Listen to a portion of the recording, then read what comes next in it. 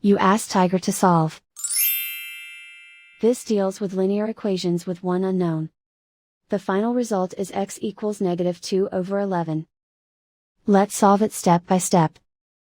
Simplify the expression. Group like terms.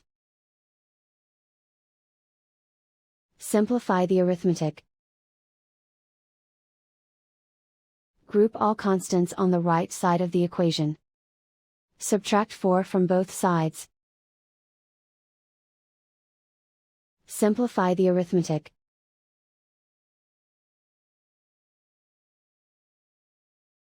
Isolate the x. Divide both sides by 22. Simplify the fraction. Find the greatest common factor of the numerator and denominator. Factor out and cancel the greatest common factor.